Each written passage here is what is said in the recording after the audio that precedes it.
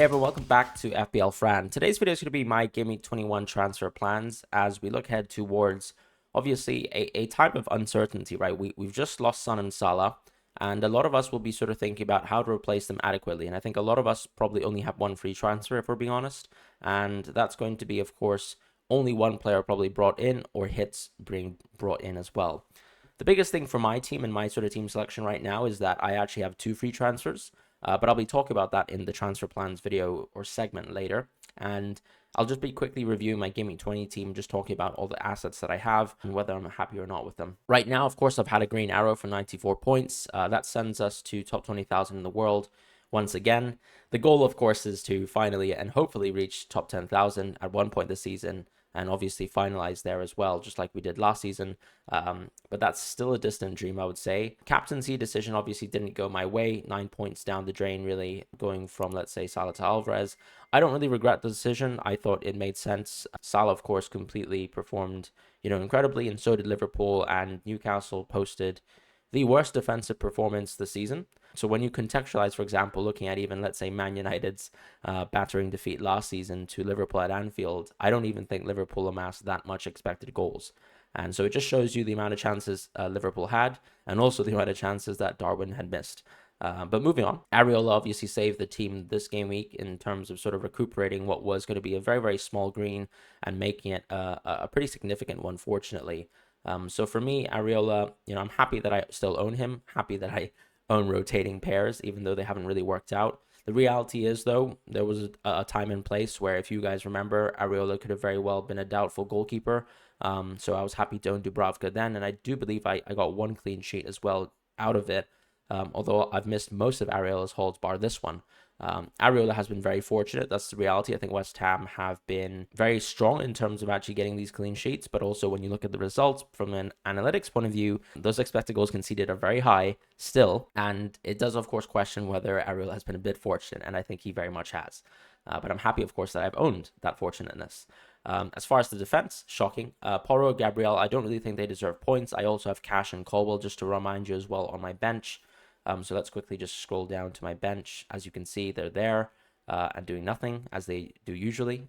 Cash, of course, was taken out because I think he might have been injured, obviously, in the previous game. It might have just been a situation where Aston Villa thought this would be a good situation to rest him still. As far as Colwell, I have been very, very low on the Chelsea defense. I've been quite upset about owning Colwell, to be honest. But as it stands, of course, it's not like I would have played Colwell over Trent, so let's be honest. Trent was actually the one who's actually most close to getting, serious, tangible FPL points. In his game, Trent had some great chances, one worldie that he could have scored as well, and I'm very happy to continue owning Trent. I think the decision to go towards Trent last week was something that I'm very happy about in retrospect. The reality, of course, is that Trent is getting into great attacking positions. And when you compare to the rest of the field in terms of the defenders, I mean, look at whatever's going on with Trippier. I know there are a lot of rumors. I'm not going to talk about those rumors. I'd encourage you to read up about them because they're a bit funny if you're of age. But otherwise, Trippier, for the most part, it does seem to be an interesting question whether he's actually out of this, Newcastle team or what's going to happen to his position in the team.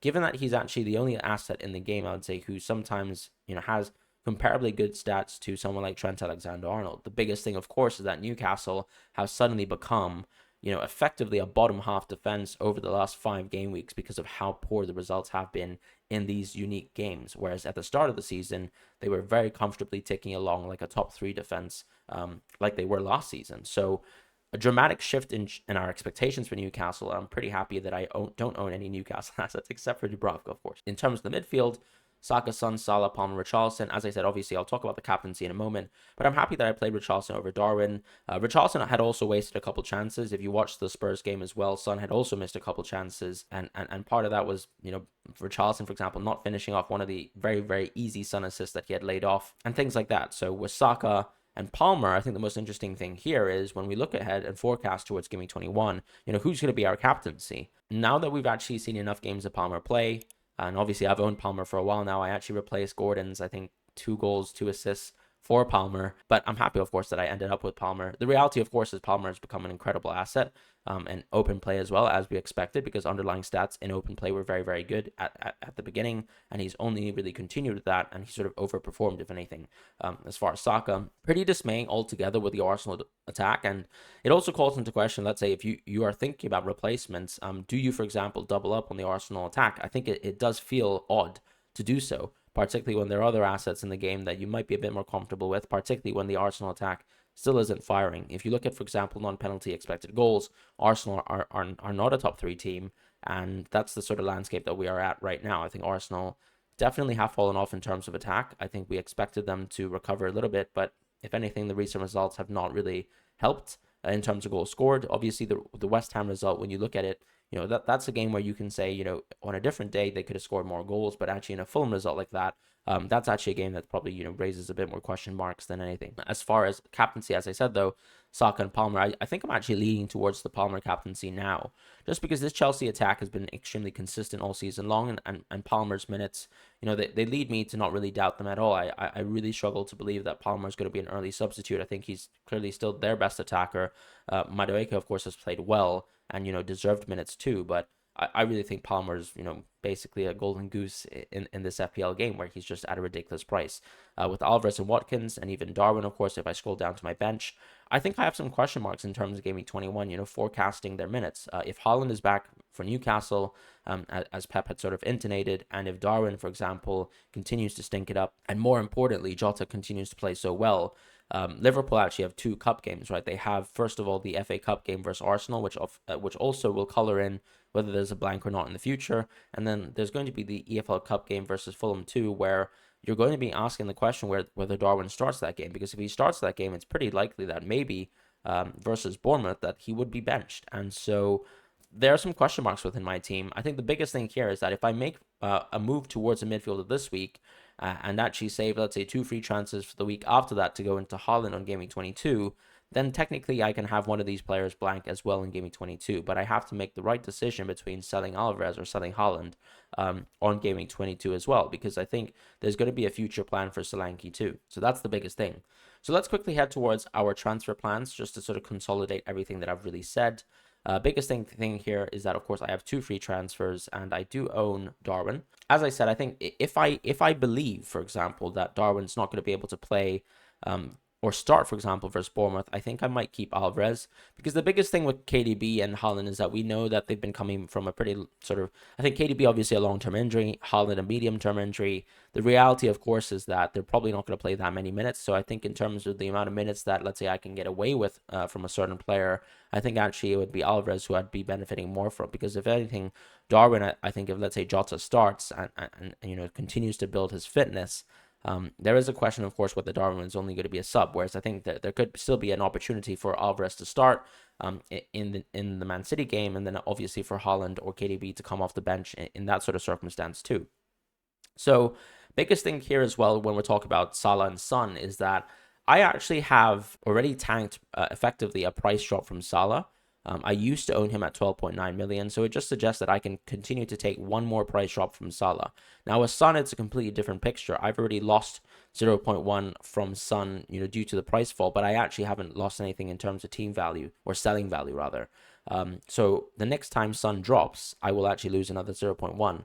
For me, the biggest thing is that we will have more information towards the deadline. There are cup games being played. People can be injured still. And of course, maybe we'll get a little bit more insight in terms of what's going on in the AFCON and Asian Cups too. So that's the biggest thing that I think just causes me to say that it makes sense to wait as late as possible to make those transfers.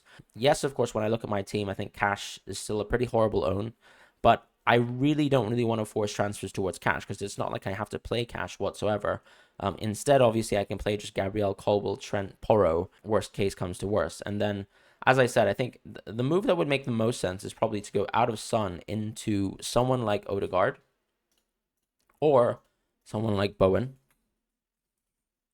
in my position. Or I think the last pick, and the most interesting one, is Foden. Now, I want to talk about all 3 picks, right? Because for me, the biggest thing about Odegaard is that he's played obviously consistently 90 minutes this season. His underlying stats are starting to improve a little bit, but the Arsenal attack still has some major sort of, questions. And the question, I suppose, is whether Arteta is able to sort of rectify what's going on with the attack for the run ahead, and whether Odegaard, of course, will sort of return back to his scoring ways.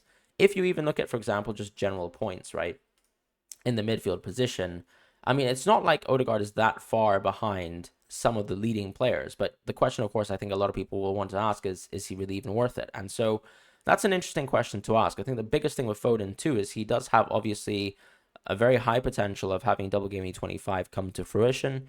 Odegaard, the benefit is that he has no blanks, and the same thing with Bowen.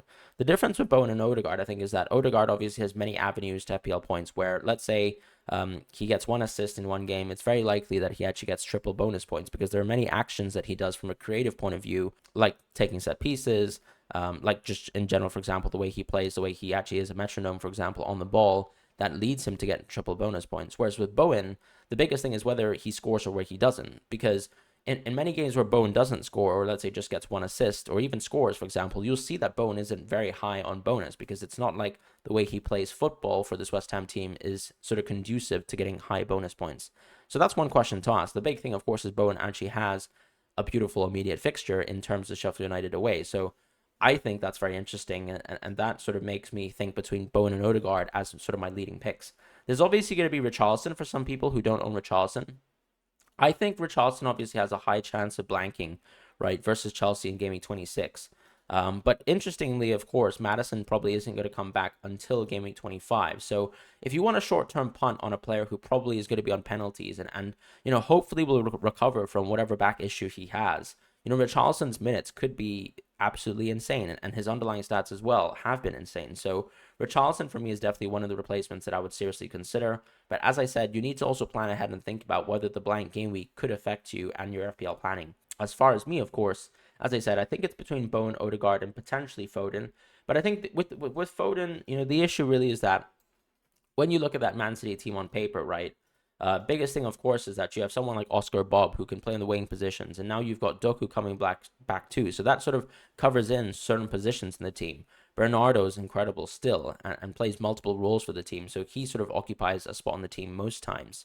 And then the question, of course, is whether KDB and Haaland basically just outright replace someone like Foden and Alvarez. Now, of course, we've seen Kovacic and Mateus Nunes play some games, and I think Foden, instead, you could argue, could also play a similar role to those sorts of players, or even Bernardo at times. And so I think Foden's staying power within the Man City team is a little bit higher than Alvarez's, where I think Alvarez, he's going to go back to sort of that point in time where he was sort of a rotation threat or someone that you would play if, let's say, KDB is destined to be out of the game, right? So and rested, for example. So that's the one benefit that Alvarez has. I think it's actually KDB's sort of lack of fitness, and that's the biggest thing I would say between the two of them. I think that for me to sort of reduce the amount of risks that I have in my team, it definitely is between Odegaard and Bowen because I have no interest in Fernandes at this point in time, and so I have to make a sort of educated decision between the two of them. Right now, I think I'm still leaning towards Bowen. I think one thing that makes me want to go Odegaard, partially is actually this sort of differential sort of concept, right? The idea that Bowen is owned by 50% of players. If I think they're close assets, and maybe they aren't, obviously, as you can see, because Bowen has, vastly outscored Odegaard so far, is that, on underlying stats, Bowen has had very, very fair non-penalty expected goals. And Odegaard himself has been very much, I would say above average in terms of both expected goals and expected assists for a central midfielder. But, when you have the chance to get an out of position player, I think we take that. So I think Bowen is sort of the player that I have in my mind. But as I said, a lot of people do own double Arsenal defense or already tripled up on Arsenal. And so Odegaard would be quite an interesting differential from that avenue. But as I said, Bowen, I think, is going to be my leading transfer. If I wanted to make a move, let's say, towards Haaland, what I would be doing is probably selling Salah the next week and selling Darwin too. And then actually going Haaland here. And then probably someone like Olise potentially could be interesting. The reason why I say Olise as opposed to, going to someone like Odegaard, who I was just considering, is because I do like the idea of saving money in the bank. Because when you go into someone like Olise, the benefit, of course, is that sort of locks you into an 8 attack structure, but not spending, crazy amounts of money on each player. And technically, I'd have both Palmer and Olise on very cheap prices.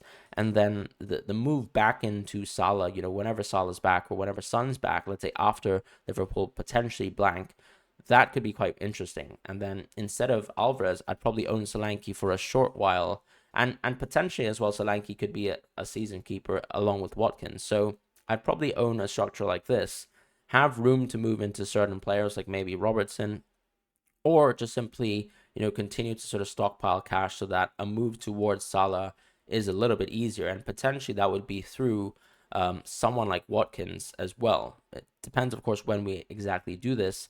But potentially, obviously, after Luton could be interesting as well, like a good time and place to really go back into one of the midfielders that we've lost. So right now, those are sort of my transfer thoughts. Eze, of course, can compete.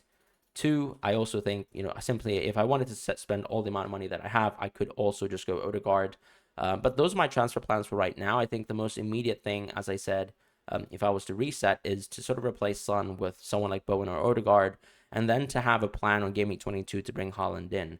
Now, if I was to, let's say, take a hit for Haaland in, I think what I would do instead is just simply do the three transfers that I was, or the two transfers I was planning to do in Gameweek 22 on Gameweek 21 instead. If I'm absolutely confident for whatever reason that Haaland could have played 90 minutes versus Newcastle, who look like a horrific defensive team right now, I would go, take the hit for Haaland, sell Darwin, or sell Alvarez, depending on who I actually think is going to play the most minutes, and then go something like Eze or Olise plus Odegaard / Bowen.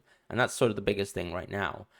If you're sort of in a position where you have one free transfer, I still feel like, if you're comfortable, playing a 4-3-3 for the time being, that's totally fine, right? For example, this team that I have right now, it's not horrible if Darwin and Alvarez plays, but it's so unlikely that that happens. Whereas, let's say if you own Solanke right now, he's going to play 90 minutes, so he's great. He's not someone who's like got a question mark over him, unlike Alvarez and Darwin in my team. So I think you can play a 4-3-3 potentially. Like I'm happy to own this team, but I'm not going to roll obviously because I got two free transfers. But if you got one free transfer, I mean that's another question to sort of ask. I also have a very weak bench right now too, compared to some people who probably actually have someone like Archer, who maybe actually has more staying power within our teams than, let's say, a Darwin or Alvarez. So those are my thoughts right now. A little bit long-winded in terms of transfer plans, but as I said, we need to sort of carefully plan and think about the midfield replacements that we're going with. And another player that I haven't really talked about is Jota, right? Because, we're looking at Salah going out. Harvey Elliott, of course, has always been signposted as a right-wing replacement for Salah. But Jota, of course, has been playing so well. I think the biggest thing about Jota is that I would say he's a bit more ambidextrous than, let's say, Darwin and Luis Diaz, right? Those players can either play on the left wing.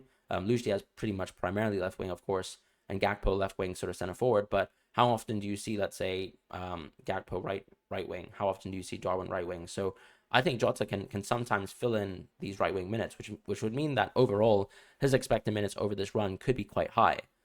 Do I like Jota though? Because he's not a penalty taker, I think that's a bit of a risk that I wouldn't want to take. And also when you think about, let's say, the Liverpool team, like does it drop off, when Salah's out of the team? And I would say arguably it does. And so because of that, maybe Jota's sort of efficacy as a player as well will drop off a little bit because he's done incredibly recently, but also Salah's been on the field. And so that's one thing to think about. So those are my thoughts right now in terms of transfer plans. Thank you guys so much for watching, and I'll see you guys in the next video. I've got a lot of content sort of planned. I'm back in London right now, so I'm able to record and able to sort of make videos once again to the full quality. So thank you guys so much. Hope you guys have a lovely and happy new year, and take care and goodbye. Thank you guys once again to the members specifically as well who are financially supporting this channel, and I'll speak to you guys soon.